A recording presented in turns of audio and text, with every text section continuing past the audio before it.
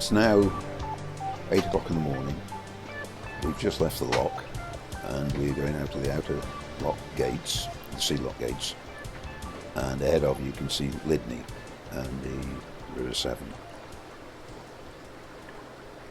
The tide at the moment is just over 9 metres and it's just after 8 o'clock. So we've got about 25, perhaps 27 foot of water underneath us, which you wouldn't normally have. And also on the left hand side of the screen, going almost to the right, you can see the river coming by in the current. The current actually going past at this moment is between 6 and 8 knots. So what we've got to do is put ourselves in a position to join it and be in control and gently go out into it and then put some power on, which is what I'm trying to do now. I'm just moving out a little bit.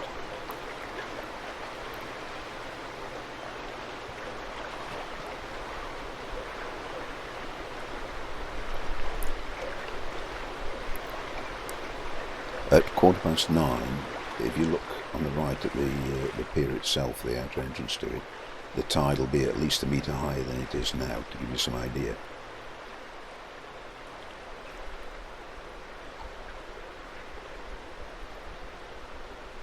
In the middle distance you can just see the current going left to right where the seal has flown across the centre of the screen.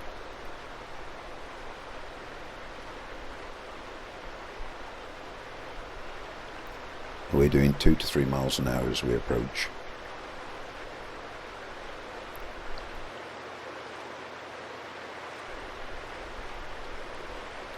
And once again, if you look to the middle screen and look to the left side, you can see the line of the current coming across left to right.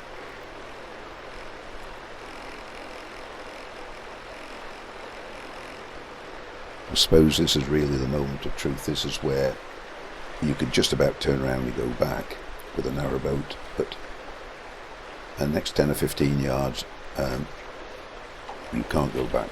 You've got to go where you're going, and that's down to the right, about 8 or 9 miles an hour. I should say knots. Now we're just beginning to merge with the current, and you can see the main current once again in the middle of the screen, probably 100 yards out ahead. The bows are now just turned. At the moment we've got a wind 6 to 9 knots from the northeast, and really very short that we should be into a wind over tide situation, and you'll see the waves start to build and drop back, and it should get a little bit rougher by the time we get to headland on the right hand side, on the starboard side. That's from one of the front cameras. I think it's a wide angle view, and we need to move over to the left, but on the right hand side in the middle distance you can actually see a line of water, and there's a weir of sand under there, and we have to get over that, as from now on it'll get quite rough for the next 200 or 300 metres while we're moving across to your left port side. And the weir of sand we're just trying to get over and get onto the navigation channel, and you can see the difference. The wind is from the northeast, the tide is coming down, and you've got a collision between the two, and once again you've got the wind over tide waves. And I think the camera gives a good impression of that, a good view of their situation.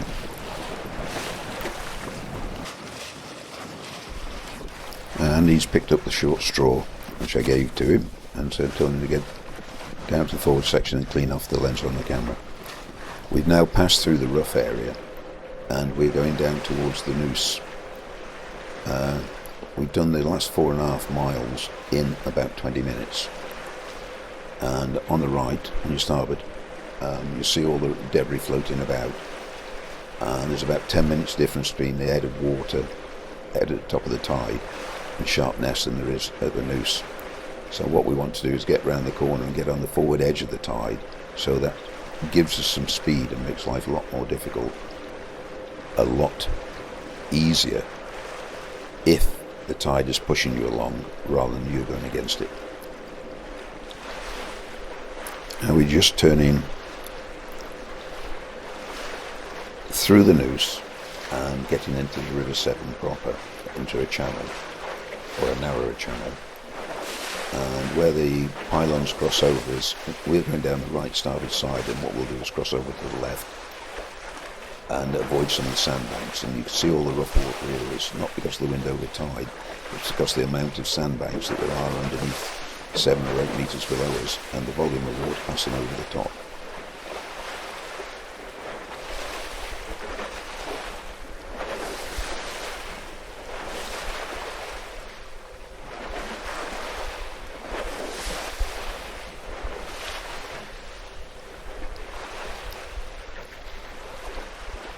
About 3 miles ahead in the distance you can see Billow Pill, and you can just about make out some of the large ships that are actually tied up there. There's a repair yard there. Now we're sort of 4, 5, 6 miles further upriver.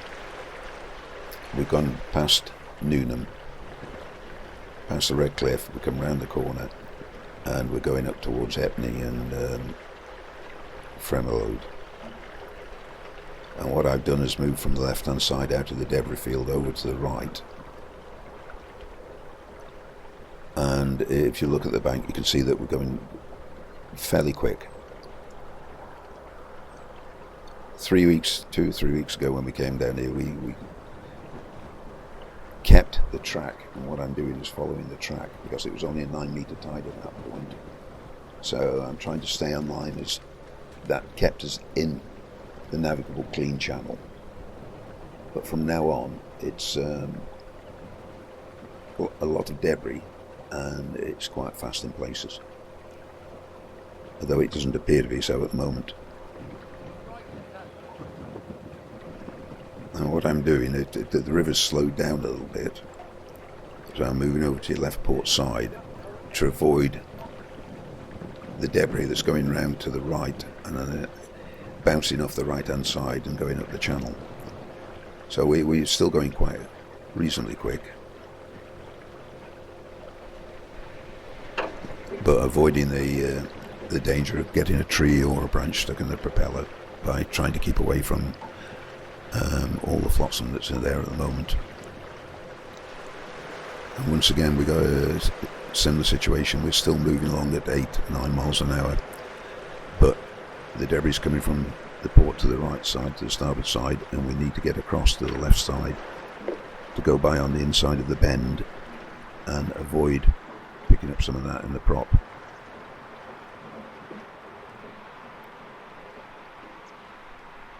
I mean, the downside to that is that if we had to stop, we do carry a big plough anchor and about 75 metres of a 10-ton anchor warp in the bow section, and I'm sure not many narrowboats do that, and a spare anchor besides, which is normally used on smaller rivers and on the canal.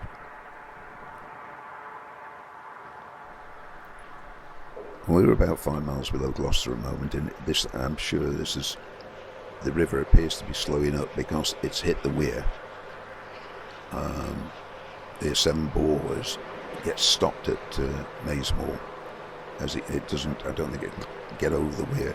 So a lot of the water backs up, so you've got the water coming downstream. There's about 3/4 of a metre of water in the river today, plus the tide, 10 or 9.5 or 10 metres at Sharpness, which gets reduced as it climbs up towards Gloucester, but still a lot of water. As soon as it's built up and cleared the weir, then the river will start to increase again for half an hour or so as it passes the top end of the party. We're now moving over to your left port side again, and you can see that the river, at this point, we're a couple of miles further up, is flowing quite quick, and there's still quite a lot of debris on your right, centre to the right hand side.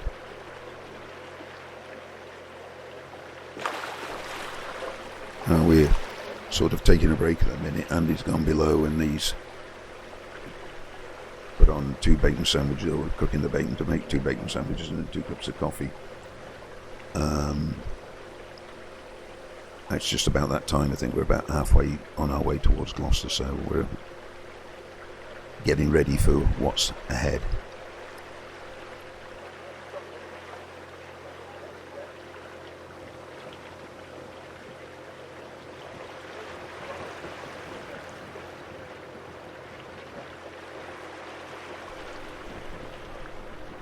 as we're coming towards us now, you can see two speedboats.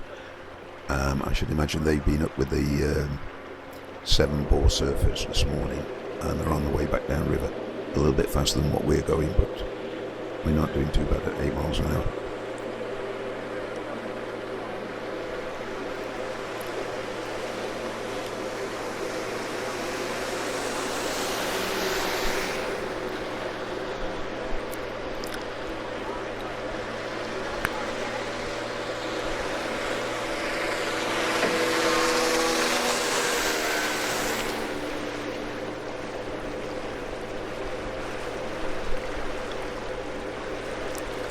We're now a couple of miles below the right turn into the lower parting, and we've probably got 4 miles to go to Maisemore.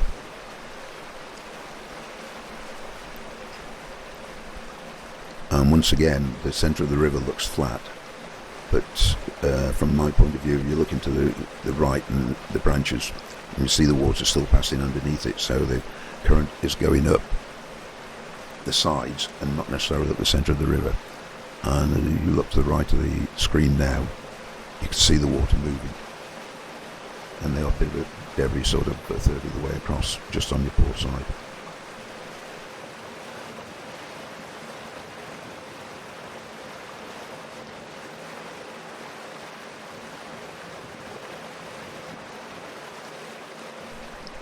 We're just about on schedule. We need to be at Maisemore at 11 o'clock, and it's not long after that that the tide, we've already got to the top of the tide, but it's gone on upriver. It will stop, there'll be slack water, and then it'll start to run back. So provided we clear it by 11, we're absolutely fine.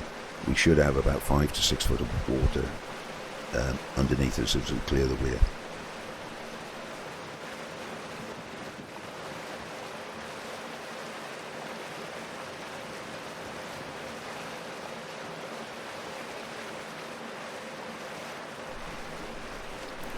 Coming in on your right starboard side is the entrance to the parting. 2 or 3 weeks ago when we got this far, it was 11 o'clock, it's now 11:15, so we're 15 minutes ahead of what we were the last time we came up. And of course the river's a lot higher, so there isn't a problem getting through the trees to go over to the starboard side and up the lower parting. And just as we're moving past, you'll see there's 1 or 2 pieces of wood, trees, flotsam, debris, all floating about, deciding whether to go to the right or go on up the main channel.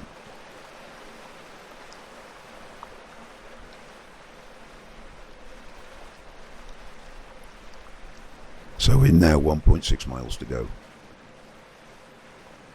and we've got somebody on a camera on the weir, and that somebody is David, who edits our video and various videos, and he is in contact with Andy via mobile phone first of all, and we've got 2 short range radios, and it's clear ahead, and it's clear on, there are no trees stuck on the weir, so that's good news. So we'll just get a little bit of speed up now and try and get up there by 11 o'clock.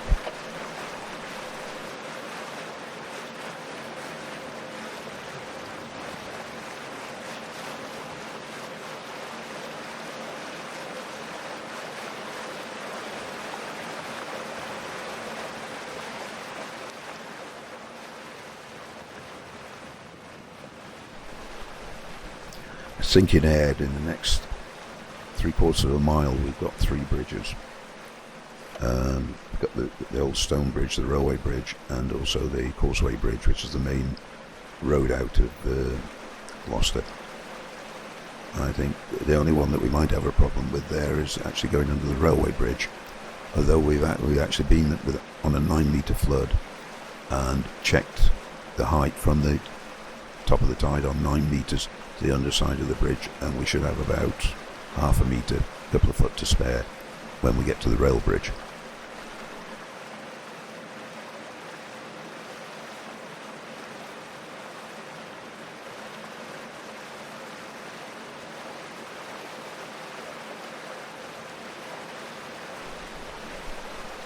Just in the distance now, just centre of the screen, you can see the railway bridge coming into view. That was put in, I think, in about 1850 or 1855, and of course that finished any sailing on the river. There was no need for trows anymore, and there was a line put into the Forest of Dean to where the coal was mined to bring it into Gloucester. So by putting the bridge across the river, and by bringing it by rail from coal, it finished all boating really on the river.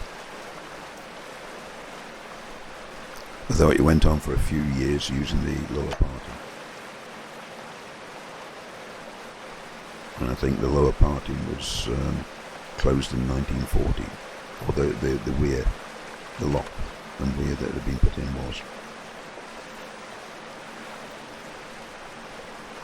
Ahead is the rail bridge, the centre span is where we're going, and he's just gone forward. We've got a little camera on top of the cabin forward, which is a navigation light, so he will lower that if we don't have as much clearance as we think we've got.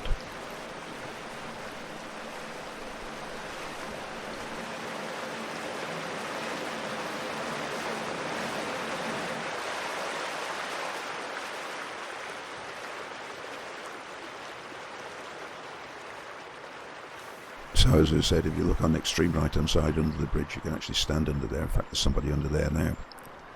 And we stood there on a 9 metre tide with a tape measure and measured the underside of the bridge just to be sure. So I expect we'll have about 2 foot of clearance or air draft.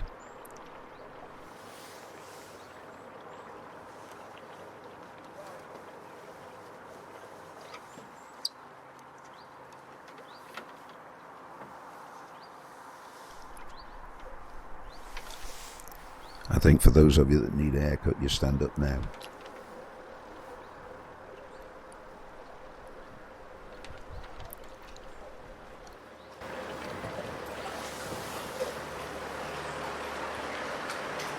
So that's the bridge clear, and he's still up in the bow section, just putting the little camera up again. That is tight. And there's the old stone bridge, which of course was the main bridge out of Gloucester since about 1733 or 34, I think. And the main dual carriageway out of Gloucester up to the Forest of Dean.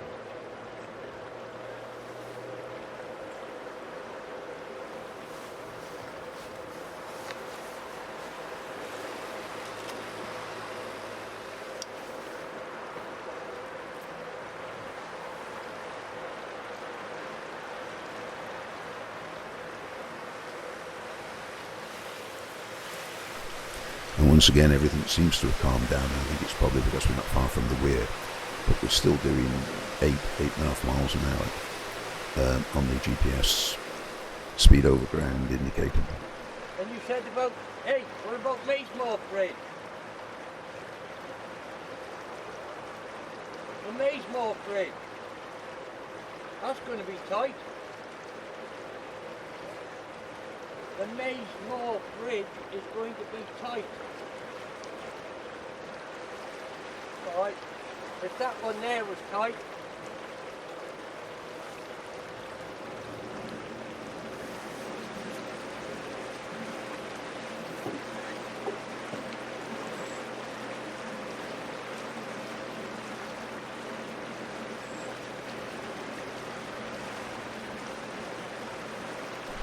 so coming in on the left, going over to the right hand bank, you see the pylon in the distance, but there's also a couple of areas of low bank here, and the road up to Maisemore and up to Ledbury is running just a few yards to the right of that.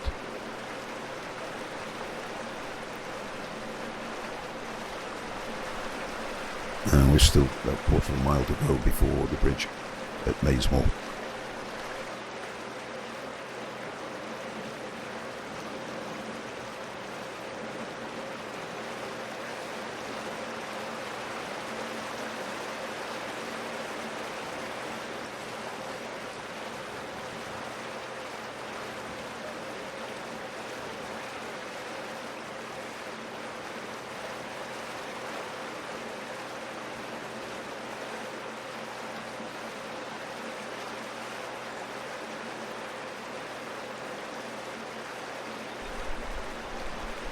Number 2 cup of coffee just gone down. No more bacon sandwiches. I think we're not far off the bridge at Maisemore about now.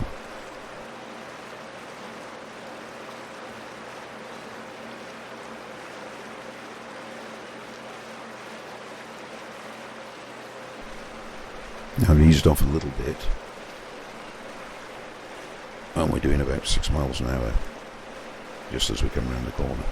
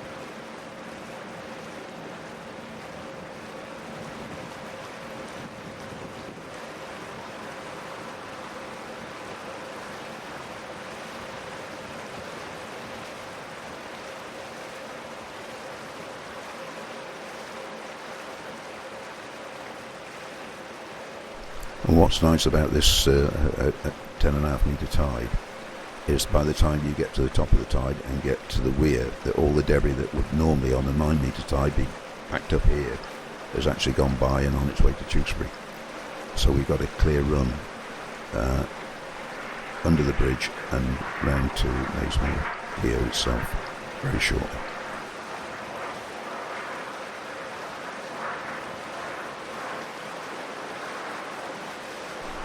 A nice shot of the back, even though we aren't going too quick, we're still going fairly quick. I would say about 6 miles an hour.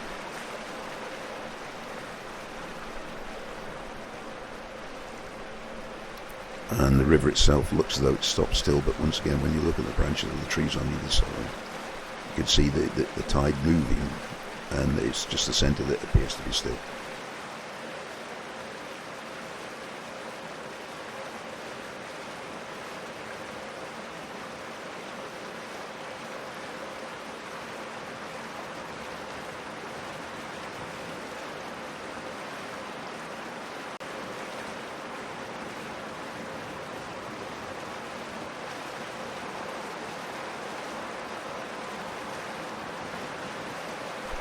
And the bridge is about 200 metres ahead. You've just seen some moving across it. And the main road to Ledbury is running just up our right hand side at the moment. And I think probably the debris that we're picking up here is because of the restriction on the bridge itself.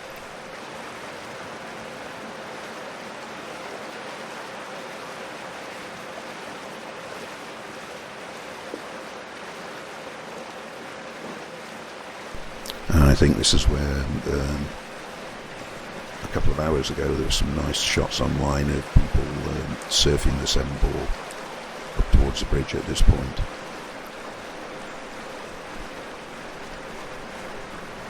But I think we're probably about 6 metres higher than what they were when we were surfing. And the bore only comes in at 3 to 4 metres as it's coming up the river.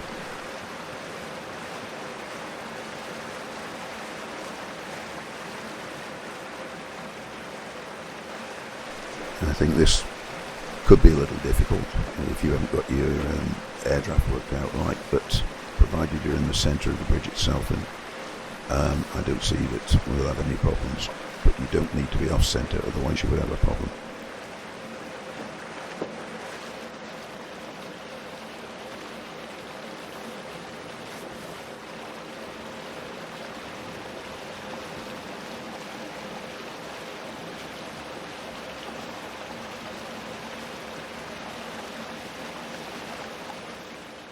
Just eased off a little bit on the acceleration on the speed, just keep enough for steerage, and make sure you go right through the centre of the arch, which is what I'm doing now, trying to do.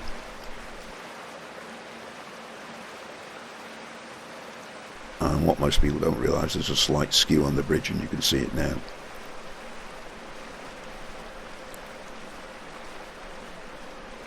So I think that's fairly close on centre, with perhaps half a metre to spare.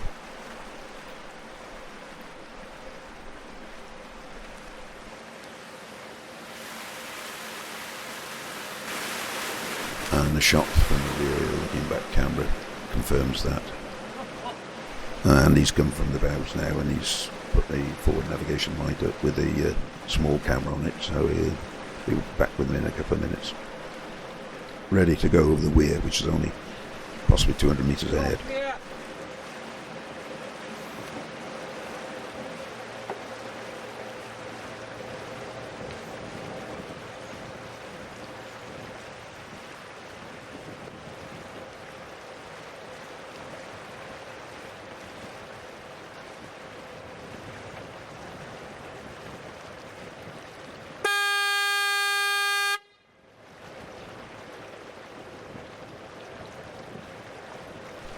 I think what we're passing on the left hand side is where the Hereford and Gloucester Canal actually comes into the River Severn, and they have a yard there. I think we've just gone past it.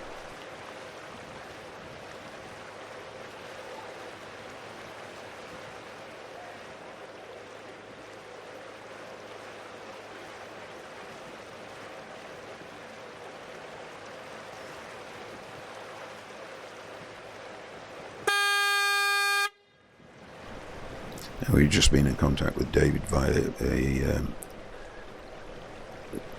a small radio to the other means, and he's confirmed that there's no debris on the weir, and the current appears to be quite fast over it, but we don't have any problem with that.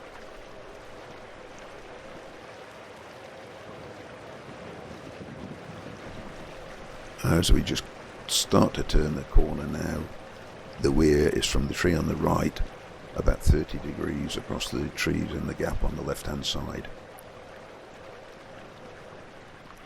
So we're almost, you can see the movement in the water just on the half right there. We're just going over the weir about now. That's a shot over the back, over the stern section, and we're just starting to turn the corner. I eased off a little.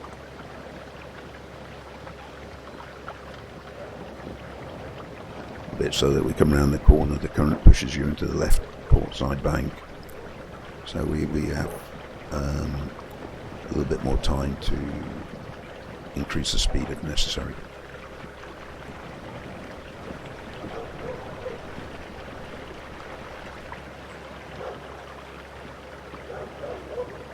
And there's a shot from the port side looking at us.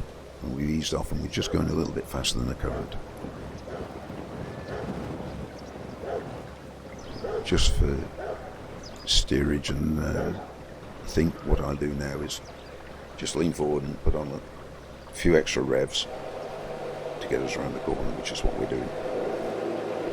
We're now clear of the weir.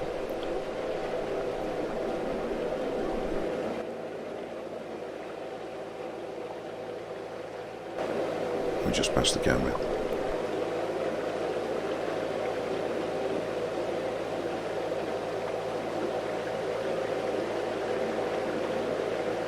And we're looking forward to the brickworks at the top of the parting, and there's a Dutch barge moored there, so if you wanted to go down to Gloucester you would turn right shortly and go down the parting.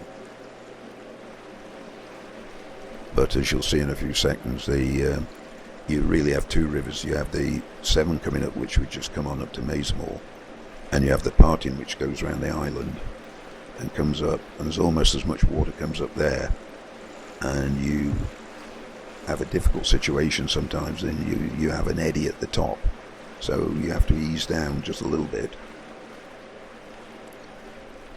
And you can see the water coming in from your right starboard side now. So we need to join that stream without being pushed into the bank on your left side.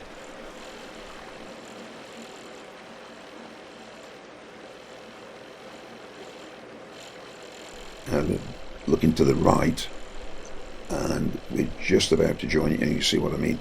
There seems to be more volume of water coming up the parting than there does in the main river, and that's probably because of the difference between the distance between the weir at Maisemore and the one down at Nantonny.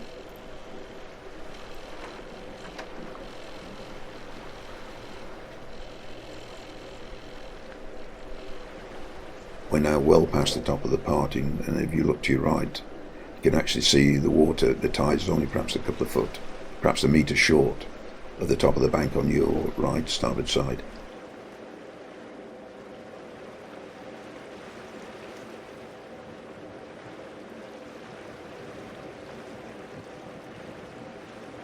And we've also, the speed has picked up a bit, and we're doing 8.5 to 9 miles an hour, and this is all water that's actually gone over the weir that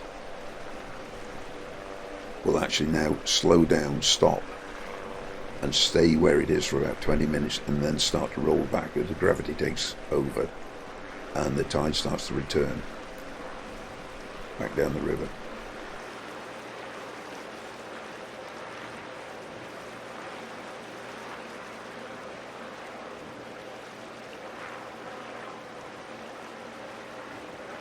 We're doing about 7.5 to 8 knots, and you can still see the waters.